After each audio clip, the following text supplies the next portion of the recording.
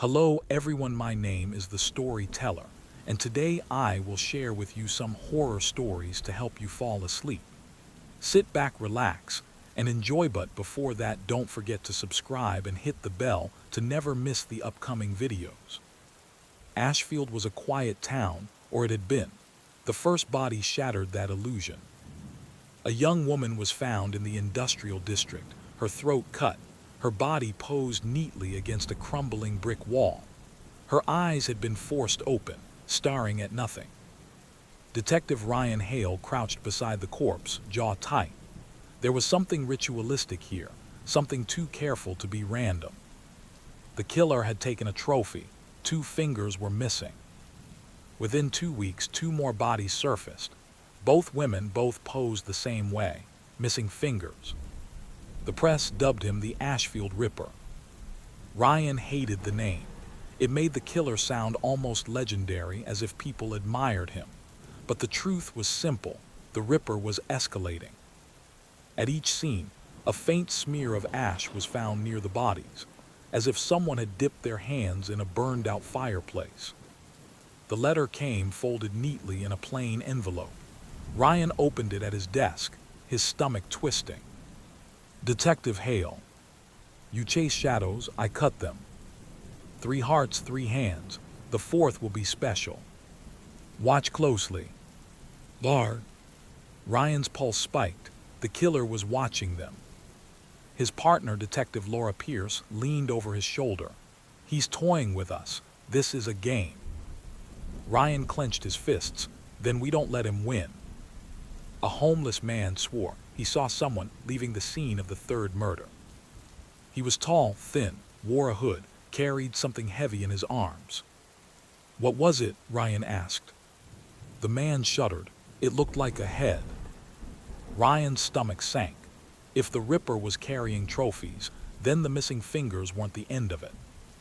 Late one night, Ryan left the precinct, exhaustion dragging at him. The fog was thick, swallowing the streetlights. He heard footsteps behind him, slow, deliberate. Who's there? He barked, hand on his holster. No reply, just breathing. And then carved into the hood of his car were 3 simple letters. Ah. Ryan's blood turned cold. The Ripper was watching him now. The call came in at dawn. Another woman, another alley. Ryan and Laura arrived to flashing lights and grim silence. The victim's body was draped carefully over a bench, her mouth sewn shut with black thread. 2 more fingers were missing. Ryan crouched, eyes narrowing.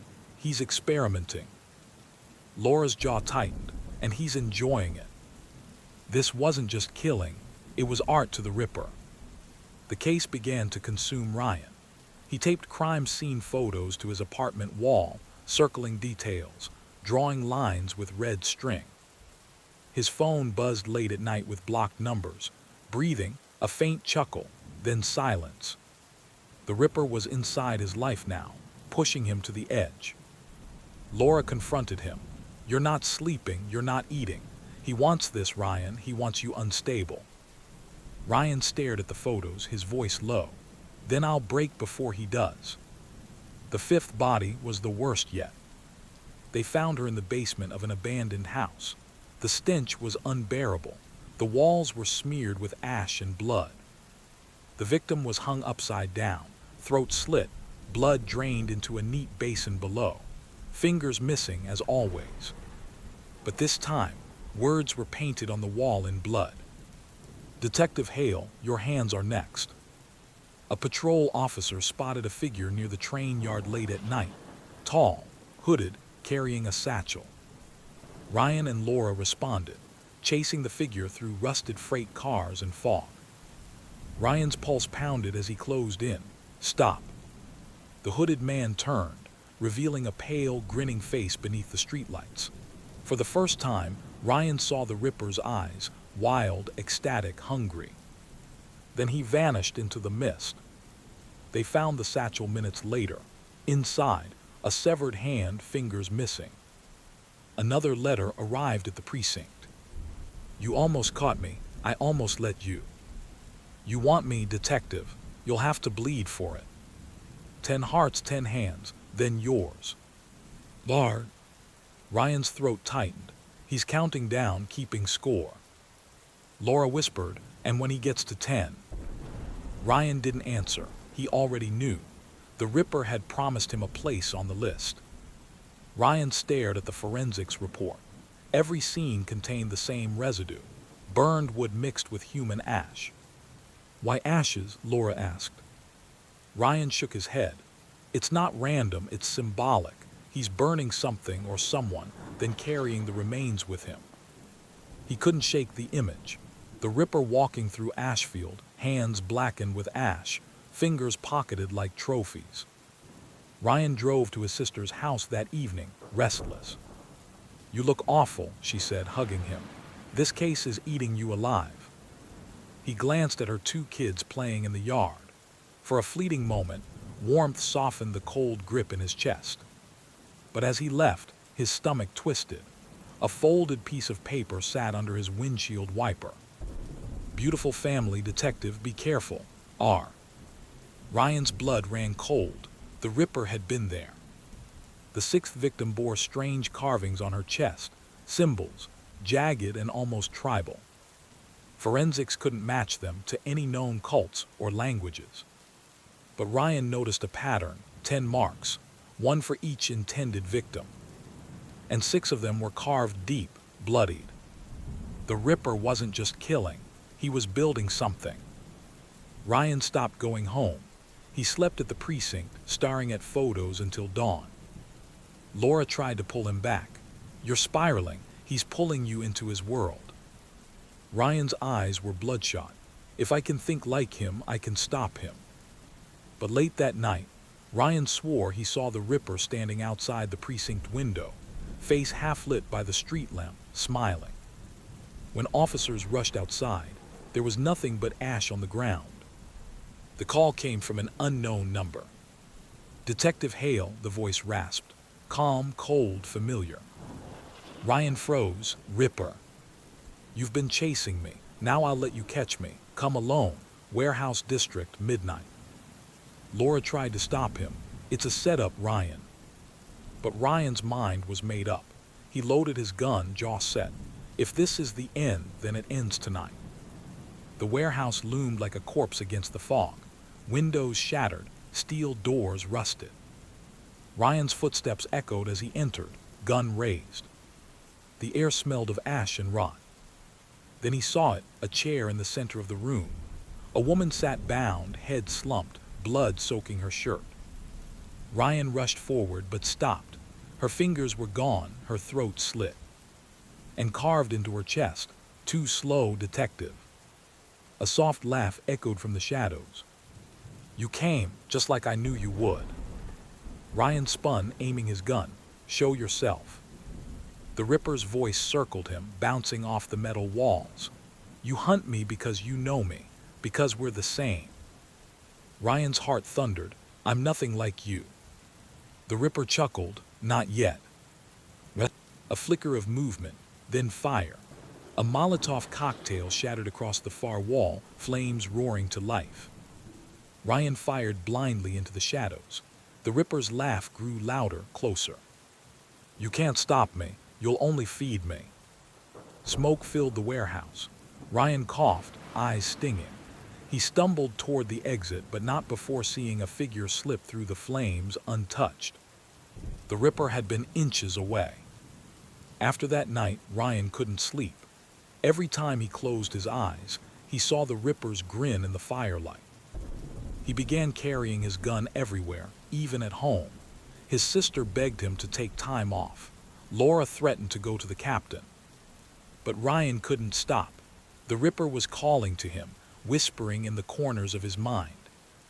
At 3:00 a.m., Ryan woke to find ash scattered across his kitchen table. The next body shattered the town. This time it wasn't a stranger. It was Officer Daniels, a young rookie Ryan had trained. Found in his patrol car, throat slit, eyes wide, fingers gone. Pinned to his chest was a photo. Ryan and Daniels together at the shooting range. On the back, closer, R. Ryan's hand shook as he stared at the photo. The Ripper wasn't just killing. He was dismantling Ryan's entire life, piece by piece. Ryan stood in the morgue staring at Daniel's lifeless body. Laura touched his shoulder. "You can't blame yourself." But Ryan barely heard her. In his mind, he kept replaying the Ripper's voice, the way it slithered through the dark. He wasn't sleeping. He wasn't eating. And when he looked in the mirror, his own bloodshot eyes frightened him. Another body surfaced in the forest outside town. This one wasn't posed. It was torn apart, scattered like an animal kill. Ryan clenched his jaw. He's changing his methods. Laura shook her head. "No, he's sending you a message. He doesn't have to be neat anymore. You'll follow him regardless." Ryan didn't argue. She was right. That night, Ryan's phone buzzed. A video message. He opened it with trembling hands. The Ripper stood in front of the camera, his face obscured by a mask of stitched leather. Behind him, a bound man screamed through a gag. "Detective Hale," the Ripper purred, "this one's for you." He drove a knife into the man's chest, pulling free a beating heart. Ryan dropped the phone, bile rising in his throat. Ryan stopped answering calls. He stopped showing up at briefings. His apartment filled with crime scene photos, red strings, and scrawled notes. He was becoming what he hunted, a ghost. Laura pounded on his door. "Ryan, open up." He finally cracked it open.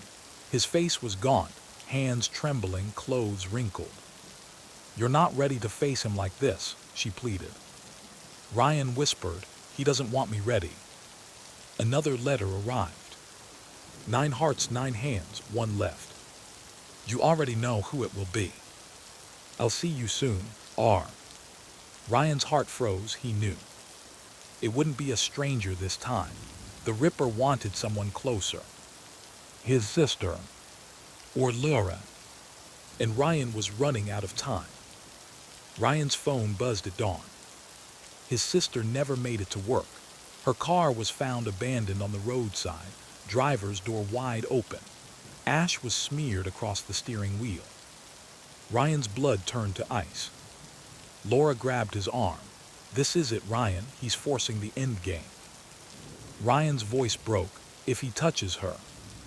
But he didn't finish. He didn't have to. An email hit the precinct inbox, an unlisted live stream. Ryan and Laura huddled around the monitor. The Ripper stood in a dimly lit room, his mask glistening with stitched leather. Behind him, Ryan's sister was tied to a chair, gagged and trembling. "Detective Hale," the Ripper said smoothly. "The final hand, the final heart. You'll come alone or she bleeds." The screen cut to black. Ryan went alone, gun heavy in his hand, heart hammering in his chest. The location, an abandoned church on the edge of town. Inside, candles burned in a circle. Ash covered the floor in careful symbols. At the center, his sister bound and terrified. And stepping from the shadows, the Ripper, tall, thin, masked, knife gleaming. "Welcome home, detective," he whispered. The fight was brutal, savage. Ryan fired, the bullet grazing the Ripper's arm.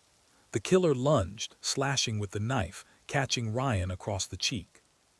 They crashed into the altar, wood splintering. Ryan tore at the mask, ripping it away. And froze.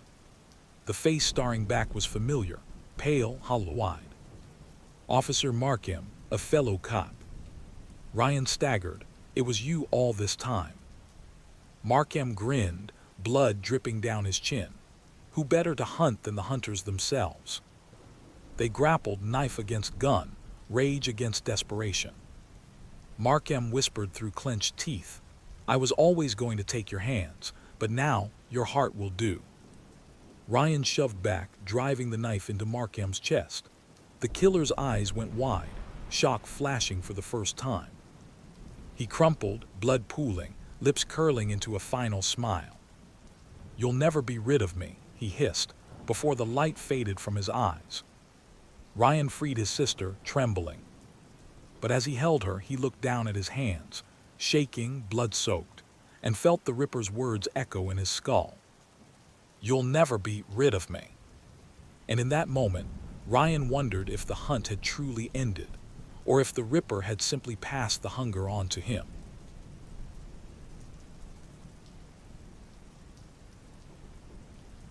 In the town of Briar's End, children had started disappearing again. It had been decades since the last case, when 7 kids had vanished and a strange clown was blamed. No bodies were ever found. 9-year-old Tommy Harris didn't know the stories. He only knew his friends were gone. One foggy evening while walking home, he saw it. A figure with a wide, painted grin, standing beneath a flickering streetlight. "Come play with me," it whispered. Tommy ran home, heart hammering. His sister, 16, grabbed his shoulders. "You're imagining things." But Tommy shook his head.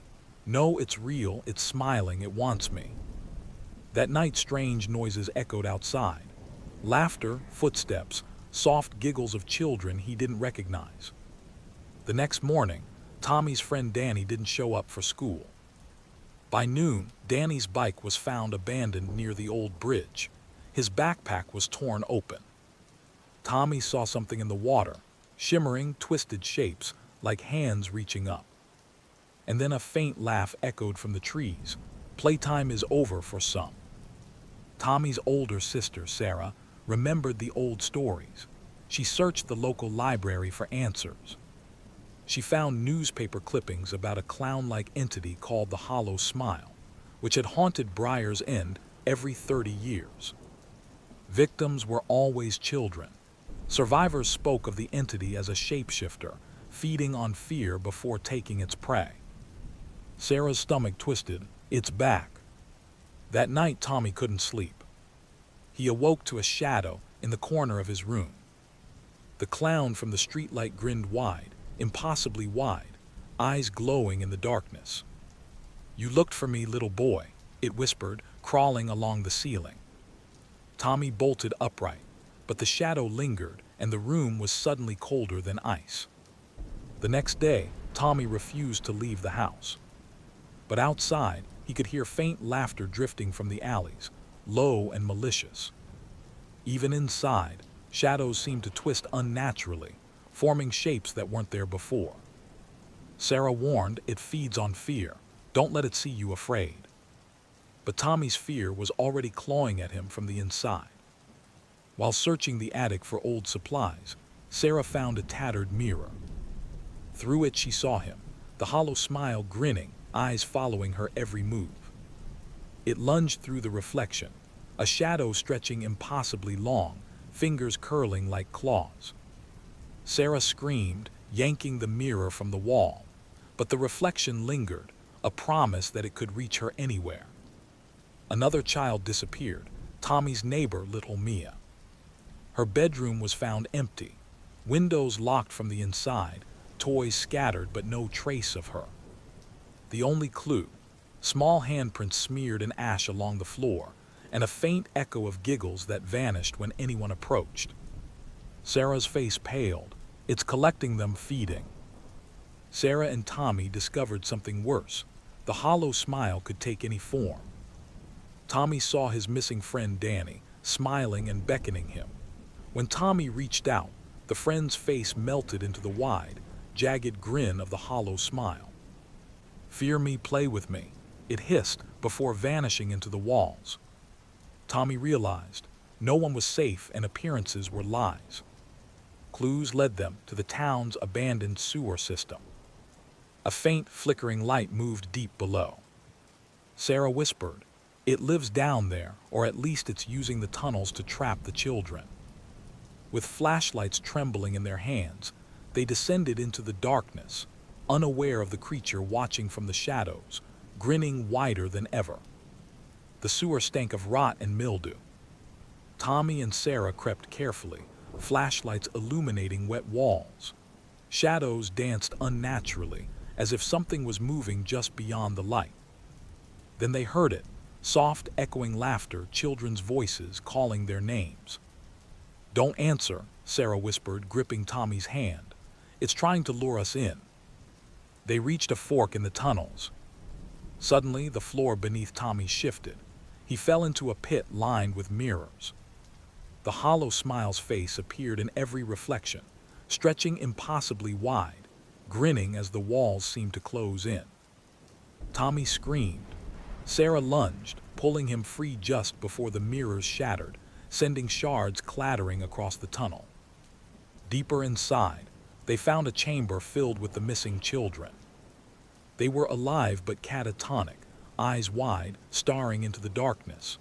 Shadows moved over them, feeding them fear like sustenance. The hollow smile hovered above, a towering silhouette, its grin wider than any human could manage. It whispered to them in unison, "Soon you'll join them forever." Sarah stepped forward, shouting, "Let them go." The hollow smile's laughter echoed, bouncing off the tunnel walls. It lunged at her, shape-shifting midair into her dead grandmother's face. Its teeth gleamed, unnatural, stretching impossibly long. Tommy yelled, swinging a metal pipe connecting with the creature, but it recoiled unhurt, still grinning. "Fear keeps me strong," it hissed. Sarah's heart pounded. The hollow smile didn't just kill, it fed on terror, using the children as both bait and sustenance. She realized the horrifying truth. The only way to save them was to confront it without fear.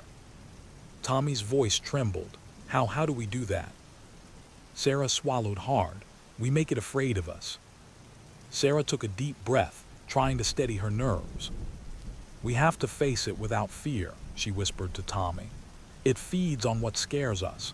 If we show it we're not afraid, it weakens." Tommy nodded, gripping his flashlight tightly. His small hands shook, but he squared his shoulders. For the first time, the power didn't feel entirely in the monster's hands. Using old boards and rusted chains found in the tunnels, Sarah and Tommy set up a makeshift trap. They lured the hollow smile into a narrow tunnel lined with mirrors, designed to confuse it. Its laughter echoed through the pipes as it approached, moving with unnatural grace, eyes glinting with malice. "You think you can trap me?" it hissed. Tommy, pretending fear, called out into the shadows.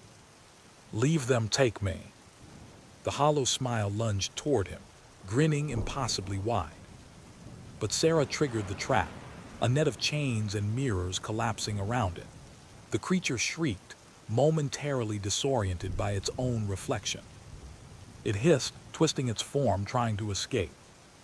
Sarah stepped forward, voice steady. "You have no power here."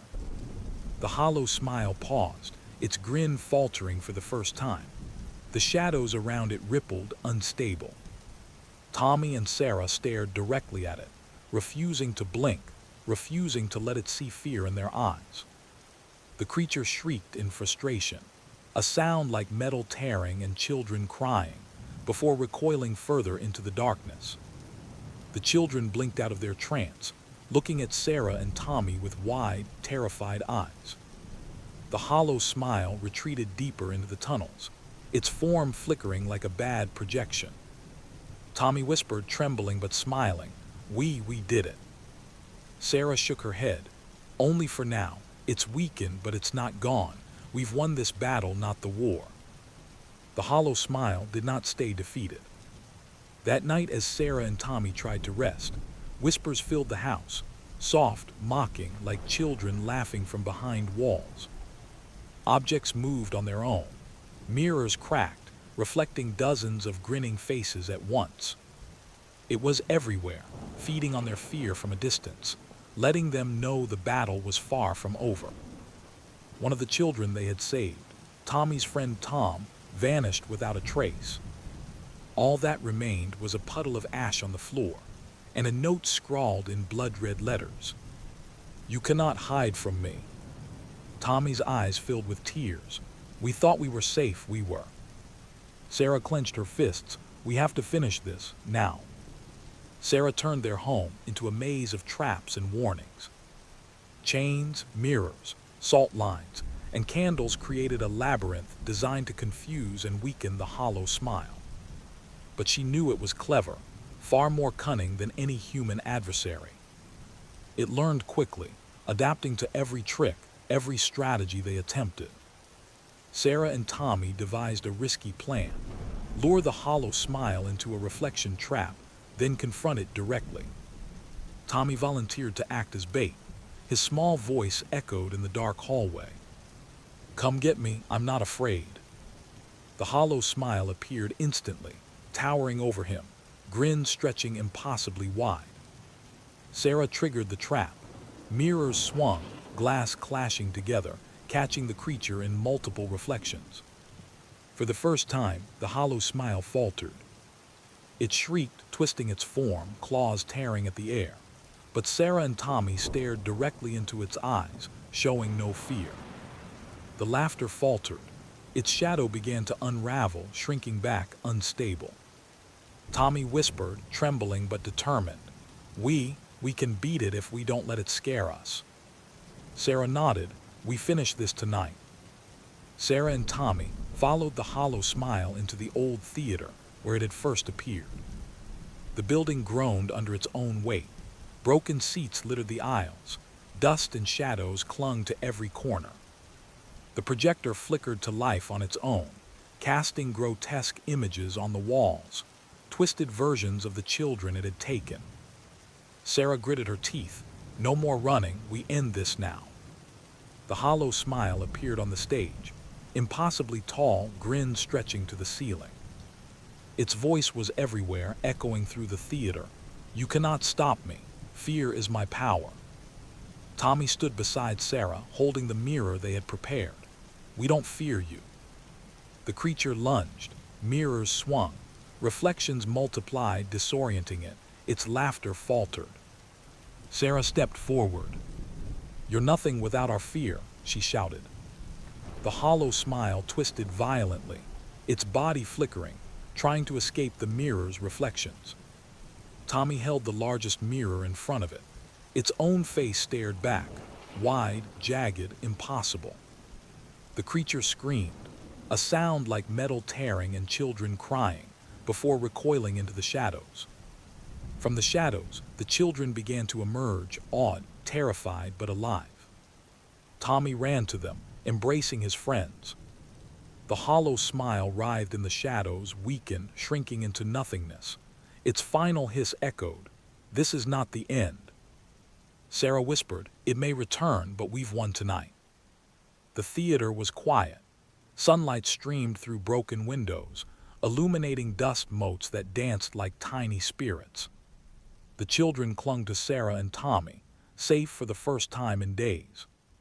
The hollow smile was gone, for now, but the memory lingered, a promise that the creature could return whenever fear arose. Mia, the last child rescued, whispered, "Do you think it'll come back?" Sarah shook her head, exhausted but resolute. "Maybe, but we'll be ready next time. We know its secret fear is its weakness." Outside, the city began to stir again, unaware of the horror that had nearly consumed it, and the shadows seemed a little less oppressive, at least for now.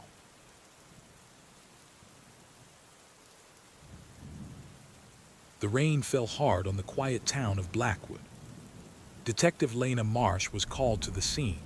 A young woman, lifeless in her apartment, a single word carved into the wall behind her: "Scream." The killer had struck silently, leaving no fingerprints, no witnesses, only the message. Lena's gut told her this was the start of something much darker. Within a week, 2 more bodies were found. Each victim had the same cruel signature: carved messages, posed in a macabre way, and an almost ritualistic precision. The town began whispering, terrified to go out at night. The murderer wasn't just killing, they were sending a message. At the third scene, Lena found a small black feather on the floor. She had seen it before in old cold cases, decades old, long thought unsolved. Someone or something had returned. The detective's heart raced. This wasn't random. The killer was meticulous, smart, and obsessed. The city fell into a tense quiet. People stopped walking alone. Doors were double-locked, windows barred. Even in the police station, whispers spread: "The Raven is back." Lena studied the patterns. Each kill seemed to follow a schedule, always 3 nights apart, always a Wednesday. The clock was ticking. Lena discovered a witness, a neighbor who had seen someone leaving the scene, wearing a dark hood and gloves. I didn't get a look at their face, but they hummed. A soft, eerie tune, the witness said. Lena felt a chill. The murderer wasn't just silent, they were theatrical, almost enjoying the hunt. She knew one thing. If they didn't catch him soon, more lives would be lost. 3 nights later, another body was found. This time, the killer had left a clue. A small music box, playing the same eerie tune the witness had heard. Lena recognized it immediately. It belonged to a child's nursery song, twisted and warped. The murderer wasn't just killing. They were mocking the police, the town, and every sense of safety.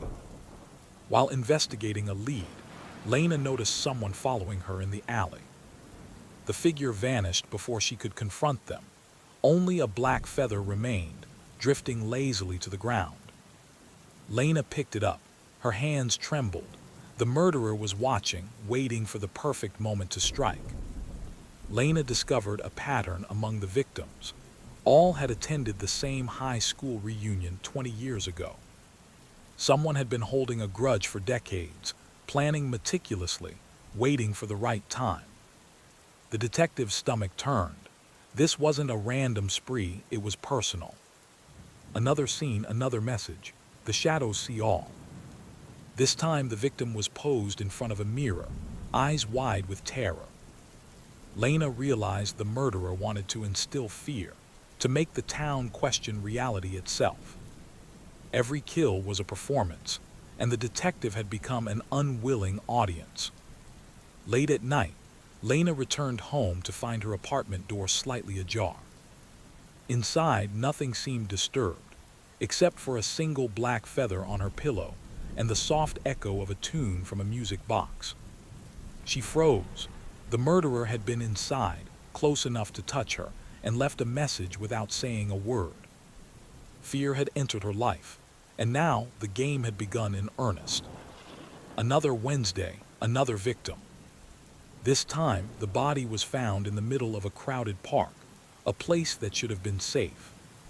Carved into the ground around the corpse, symbols Lena didn't recognize at first, but a historian identified them as ancient markings meant to instill fear and control. The murderer's audacity was growing. Lena set up surveillance on the next predicted target. Cameras, guards, patrols, everything was ready.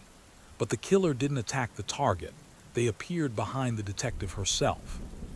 A shadow flickered across the screen. A soft hum filled her office. A black feather floated down from the ceiling. The game had turned personal.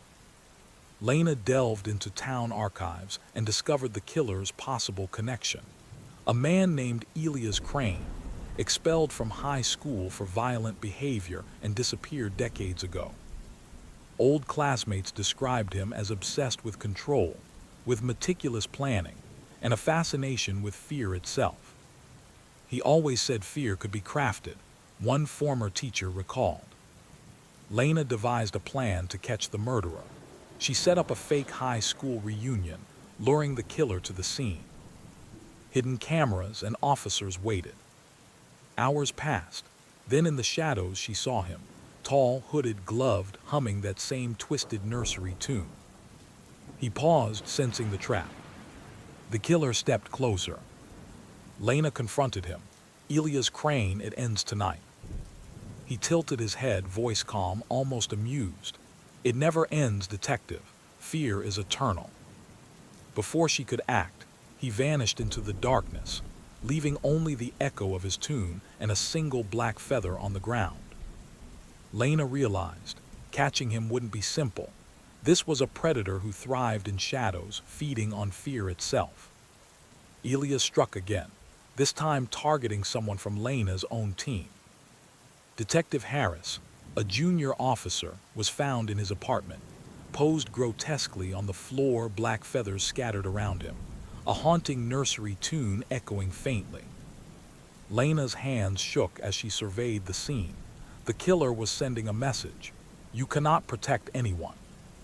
Late that night, Lena followed a lead to an abandoned warehouse on the outskirts of town. Shadows shifted unnaturally as she moved, and the faint hum of the killer's tune grew louder. Suddenly, Elias appeared at the far end, his hooded face visible, hands tucked into his coat pockets. "Detective Marsh is still playing detective," he said, voice silky and cold. "I enjoy watching you panic." Elias began leaving personalized messages. Notes appeared in Lena's car at her apartment, even slipped into her badge case. "Fear follows you, detective, always." Even the town's citizens grew nervous, seeing a hooded figure glimpsed in alleys or reflected in windows. Lena realized the killer wasn't just hunting. He was manipulating the town itself, turning fear into a weapon. One evening, Lena returned home to find the door ajar. Inside, her apartment was transformed. Photographs of victims lined the walls, strings connecting faces like a twisted map. Elias' tune played from a small music box in the center of the room. She froze, realizing he had been inside while she slept. Lena studied the connections.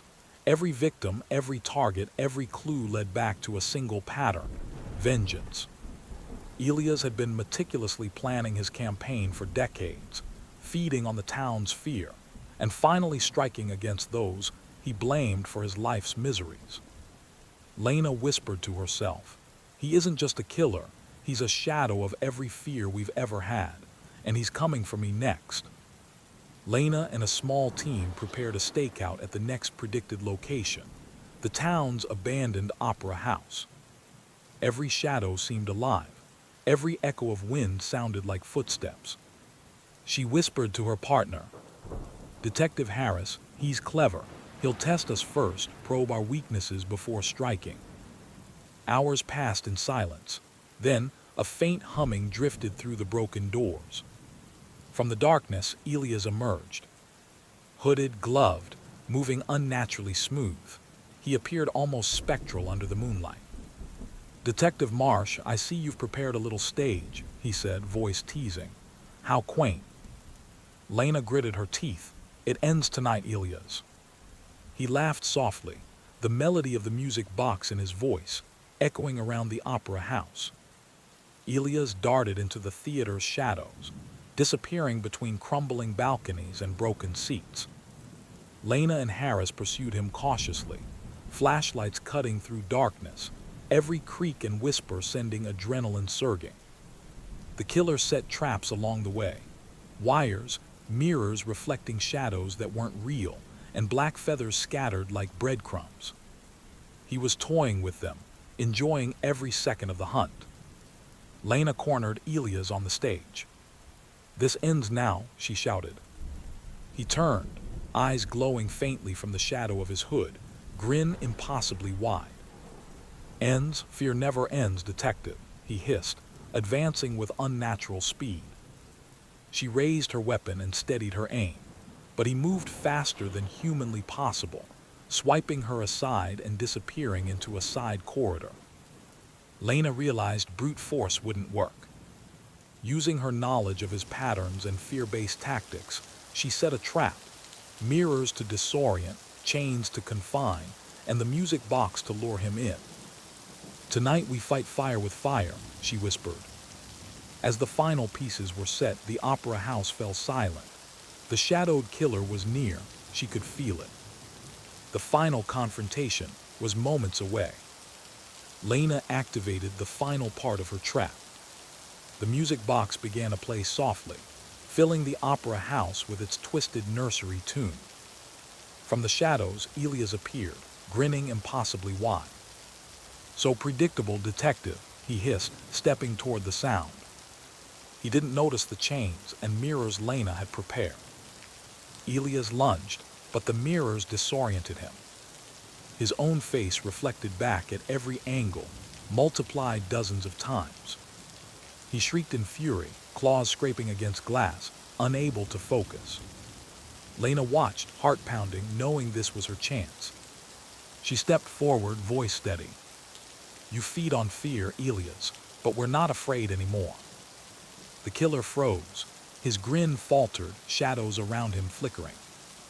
He lashed out one final time, but the mirrors trapped him, confining him in a distorted maze of reflections. Chains snapped into place around him. Elias screamed, a sound like metal tearing and children crying, but he couldn't escape. Lena stepped closer, torchlight reflecting off his mirrored prison. "Fear is my power," he hissed. "Not anymore," Lena replied, locking the last chain. The opera house fell silent. Outside, the sun rose over Blackwood. The town began to breathe again, its terror slowly receding. Lena, exhausted, watched as authorities secured Elias' prison. She whispered, "Fear doesn't rule here, not anymore." But in the shadows, faintly, a black feather drifted to the ground, a reminder that some darkness never fully disappears.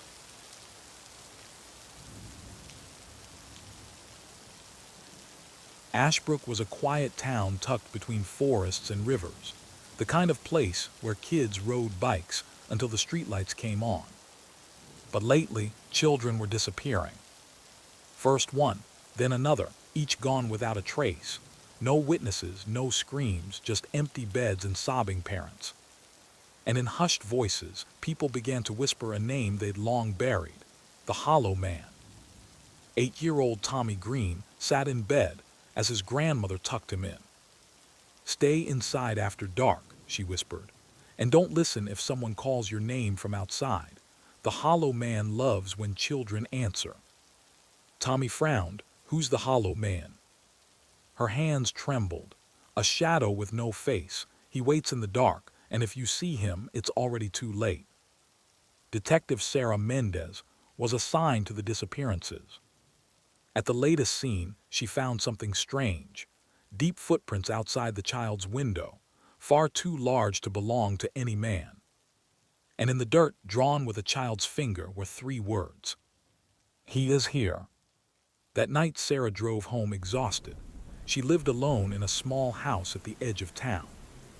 As she closed her eyes in bed, she thought she heard something soft, distant. A lullaby, low and mournful. Her eyes snapped open. The sound was coming from the tree line behind her house. The next evening, another child vanished. A neighbor swore she saw something moving between the trees, taller than any man, thin and crooked. And though it had no mouth, it seemed to whisper. Children claimed they heard it calling to them at night, using their parents' voices. The monster was no longer legend. The Hollow Man was real. Sarah sat in the town library, poring through old records. The Hollow Man had been mentioned in journals dating back to the 1800s. Farmers wrote about children vanishing, about seeing a tall, faceless figure in the woods. One passage chilled her. "The Hollow Man feeds every 20 years. He eats their hearts to stay whole. Without them, he is nothing but ash and shadow."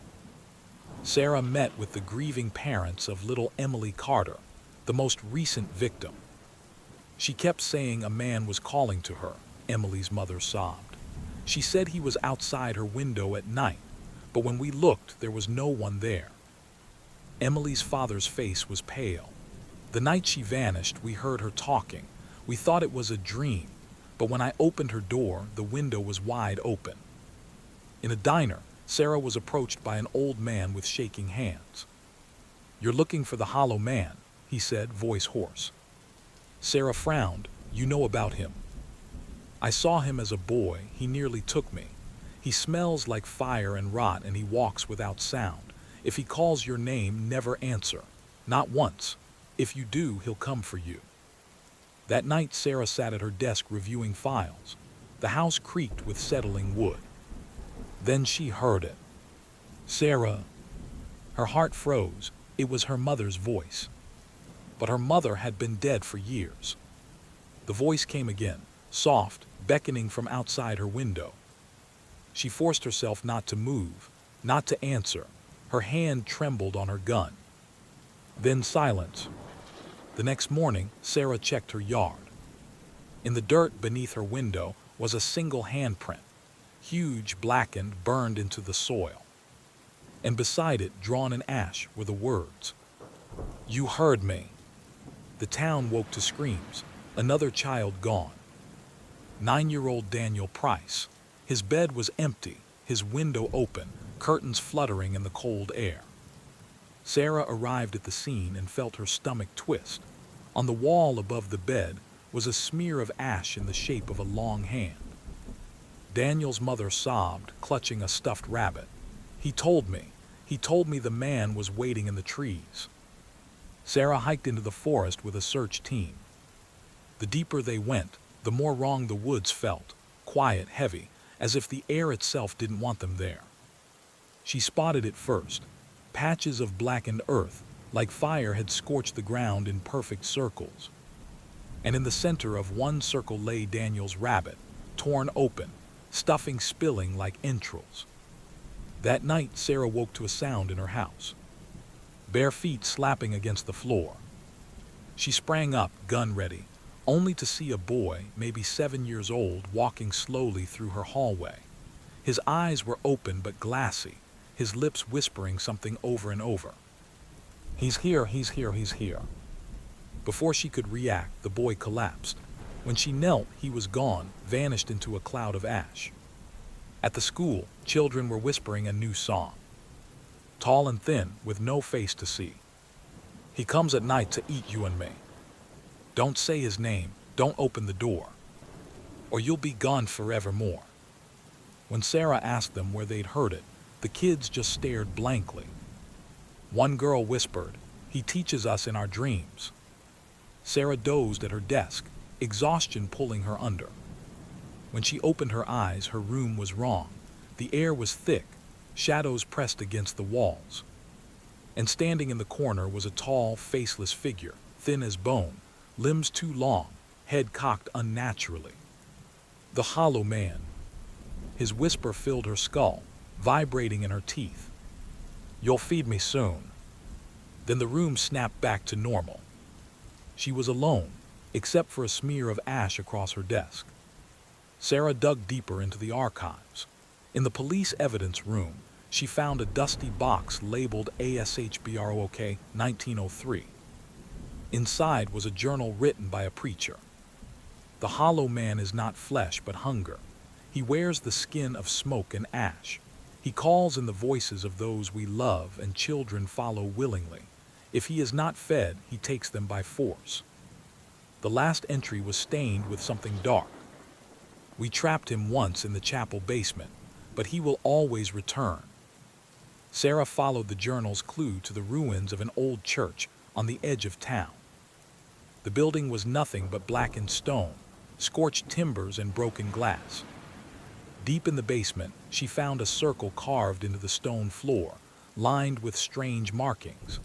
Ash filled the grooves as if the fire had never stopped burning. Something about the place hummed, like a heartbeat under the earth. Leaving the chapel, Sarah felt eyes on her. She turned and froze.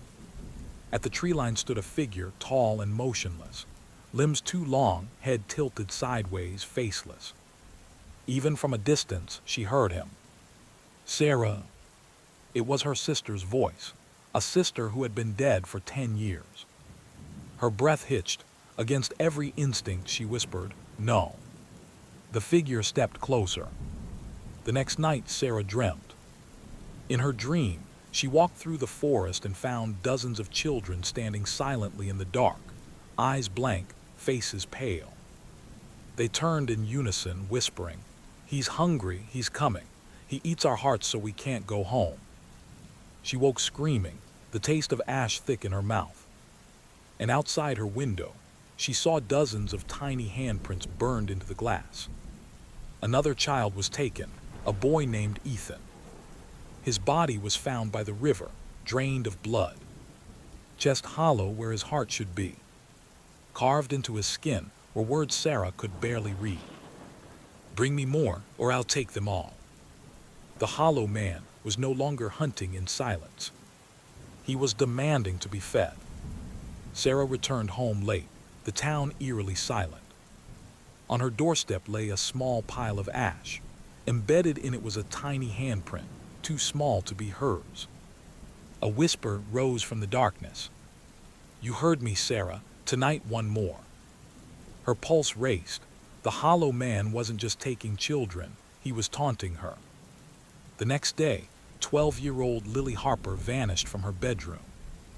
Sarah arrived to find the window wide open, curtains swaying in the wind. On the floor, a trail of black ash led into the nearby woods. Sarah's stomach turned. The hollow man was getting bolder, leaving signs to make her follow. Sarah gathered a team, but the forest swallowed them whole. Branches scratched their faces, the mist clung to their clothes, and something moved silently among the trees. From the shadows, a voice whispered, "She's mine, come closer." Sarah ran ahead alone, following the faint ash trail that spiraled deeper into darkness.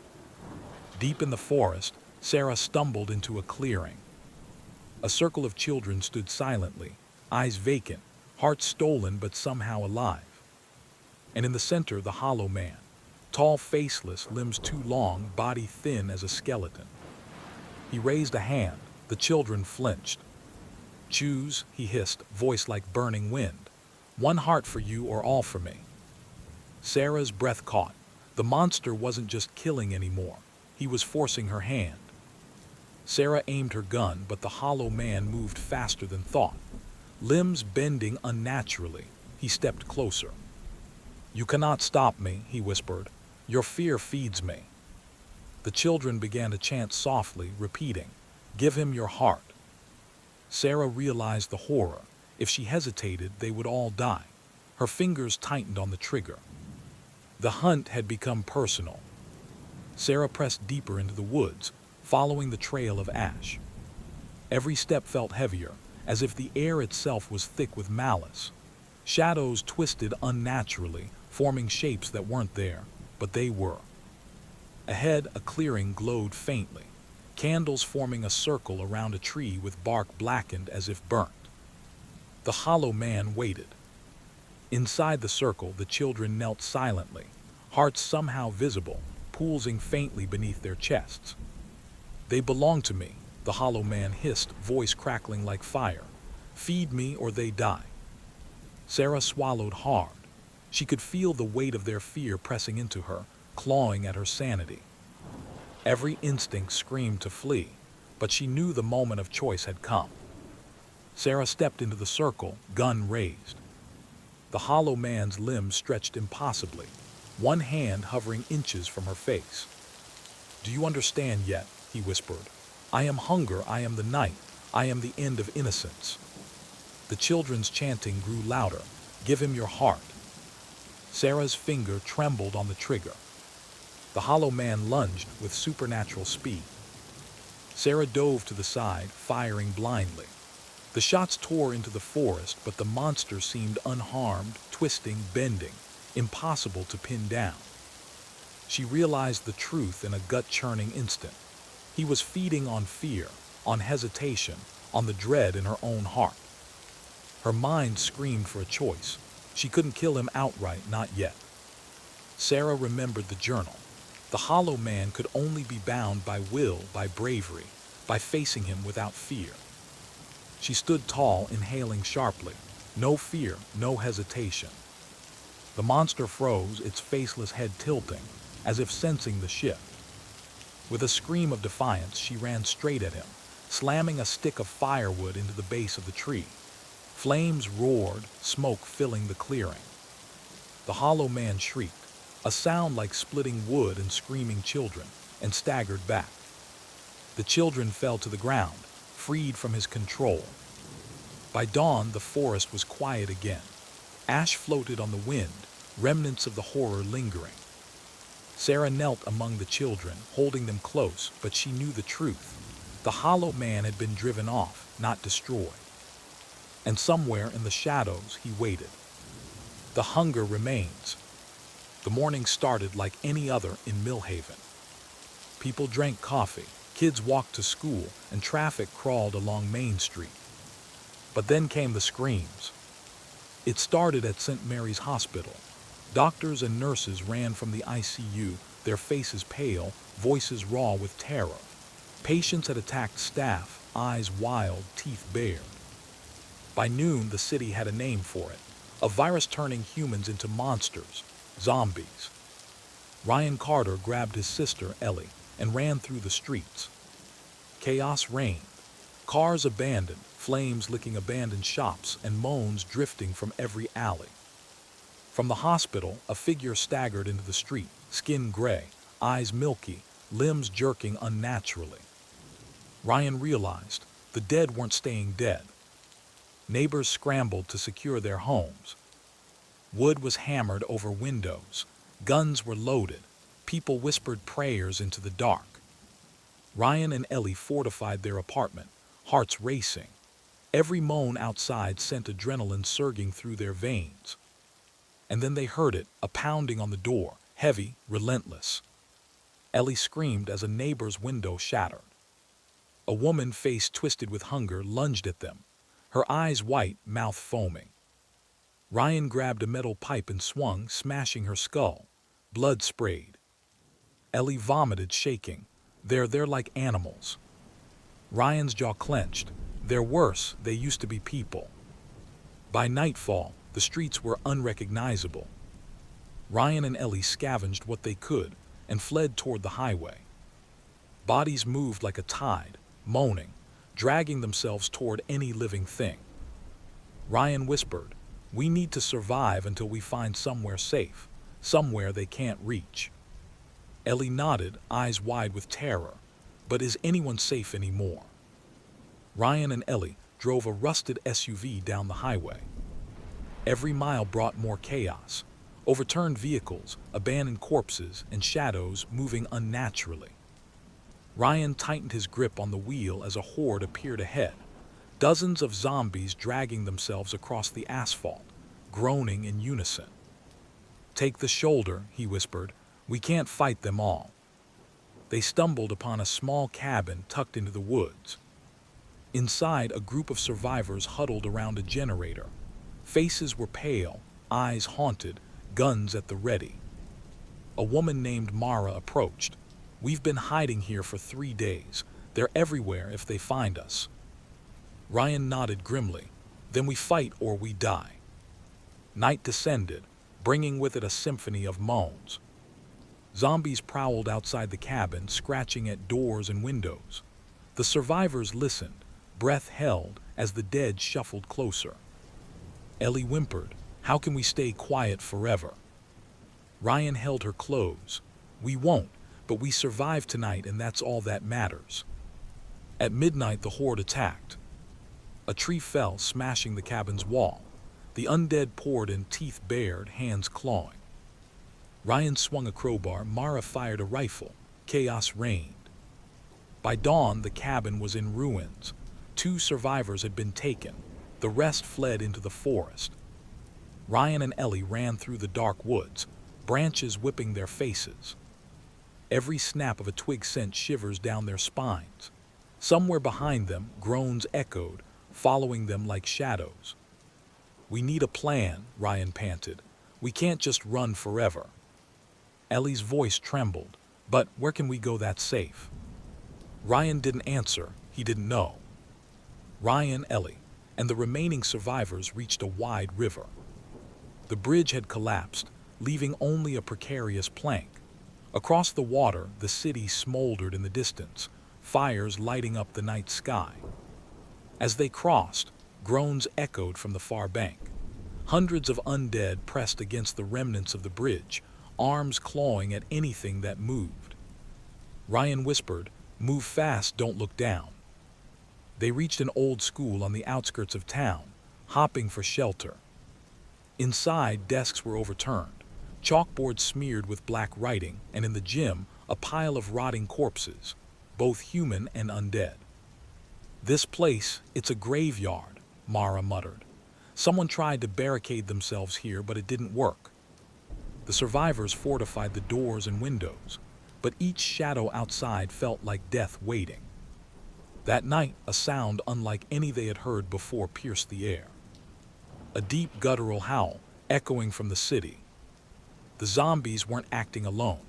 Something more intelligent, more feral was leading them, herding them like predators. Ryan's heart sank. We're not just fighting random dead, there's a plan. Someone or something is controlling them. Ellie spotted movement near the tree line. A lone figure, shambling differently from the rest, eyes glinting with a strange awareness.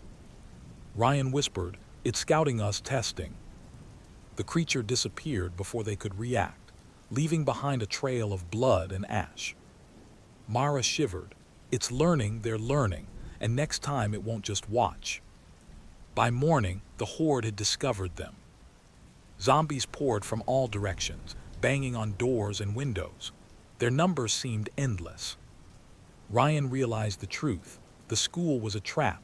The survivors were surrounded. He clenched his fists, voice hoarse. "We fight or we die trying." Ellie looked at him, eyes wide with terror. "I don't want to die, Ryan."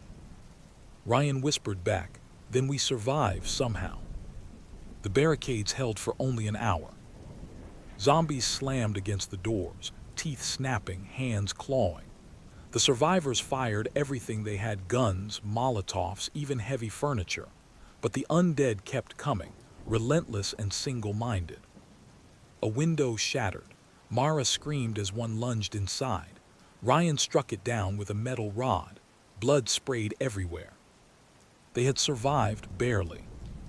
With the school no longer safe, Ryan led the survivors into the woods again. The horde followed, faster than anticipated. Every snap of a branch, every rustle of leaves was a potential attack. Ellie clutched Ryan's arm. "They just keep coming." Ryan gritted his teeth. "We have to reach the highway. There has to be other survivors." They emerged onto a stretch of highway, hopping for a vehicle to escape. Instead, they found dozens of abandoned cars and hundreds of undead moving across the asphalt, herding smaller groups like wolves. The survivors ducked into an overturned bus for cover. Mara whispered, "We're trapped in a corridor of death. There's nowhere to go." Ryan knew she was right. The city had fallen and the dead had claimed every route. Night brought no relief. The zombies howled, groaned, and banged against barricades. From the city, fires lit the horizon, and the deep, guttural howls of the controlling creatures echoed through the forest. Sleep was impossible. The survivors huddled together, exhausted, terrified, knowing that any moment could be their last. Ryan whispered to Ellie, "We have to stay awake. We can't let them get inside our heads." Dawn revealed the horrifying truth. The city was overrun.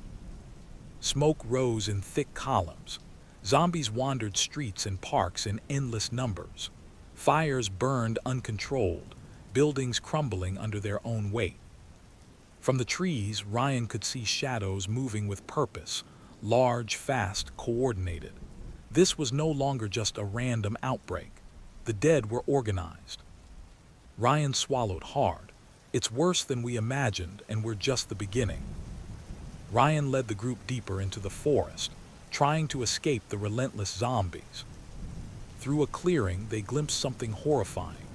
Dozens of dead, writhing bodies piled unnaturally around massive, blackened structures, like giant nests. Something moved inside them, tall, thin, and impossibly fast. "They're not alone," Mara whispered. "The dead are being controlled." From the shadows emerged the true monsters. Humanoid figures, pale-skinned, skeletal, and with glowing red eyes. They moved with precision, herding zombies and directing attacks. Their presence radiated cold intelligence. Ryan gritted his teeth. These are the ones behind this, the real threat. Ellie shivered, hiding behind a tree. "How do we fight that?" The overseers noticed the survivors. With unnatural speed, one lunged at Mara. Ryan swung a crowbar, connecting with a sickening crunch, but the creature barely faltered. Gunfire erupted. Bullets tore through the air, cutting down undead, but the overseers were unaffected, gliding through the chaos like predators. Ryan realized their odds were near zero. Survival wasn't just unlikely, It was impossible. The survivors were forced to split. Ryan grabbed Ellie and ran into a ravine, while Mara led a group in another direction. The horde divided at the overseer's command, surrounding them like a living trap. Every step forward was a risk. Every shadow could hide death. Ryan whispered, "We stick together or we die alone." They stumbled upon the ruins of a factory. Once inside, it became clear they had no escape. Windows were barred with twisted metal, doors collapsed, and outside the undead pressed in, groaning and moaning. Ryan's chest tightened. This is it. We either fight or this is where it ends. Ellie clutched his hand, eyes wide. "I don't want to die." Ryan's jaw tightened. "Then we don't, not today." Ryan and Ellie crawled through the ruined factory, every step echoing in the hollow space. Outside, the horde waited, countless bodies pressed against broken windows and doors. At the center of it all, the overseers gathered, coordinating the chaos with silent precision. Ryan whispered, "This is it. We fight or we die trying." As they tried to escape, one overseer lunged from the shadows. Its movements were fluid, unnatural. Ryan swung a pipe, striking the creature, but it barely reacted. Behind them, zombies pressed closer, moaning and snapping, herding the survivors into a corner. Ellie screamed, "We're trapped." Ryan gritted his teeth, "Not yet, stay close." Ryan found an old fuel tank and set it ablaze. Flames roared, scattering the zombies momentarily. The overseers hissed, recoiling from the fire but not retreating entirely. Ryan realized they were slowing the inevitable. The monsters weren't afraid. They were calculating, waiting for the right moment. One of the survivors, Mara, noticed a weak point, a structural beam that could collapse on the overseer's position. "Cover me," she shouted, running toward it. Bullets and claws flew. The beam toppled, crushing several zombies and an overseer, but the rest pressed on relentlessly. Ryan grabbed Ellie and sprinted toward an exit, hearts pounding, lungs burning. At dawn, Ryan and Ellie emerged into a quiet clearing. The city burned behind them. Fires cast smoke into the sky. The horde still moved, scattered but relentless. Ryan looked at Ellie, bruised and trembling. "We made it for now." Ellie whispered, "Will anyone else survive?" Ryan shook his head. "Not many, but we survive, and that's all that matters." Behind them, the overseers vanished into the shadows, waiting, plotting, ensuring the nightmare was far from over. Ashfall was lost, but the dead were not done.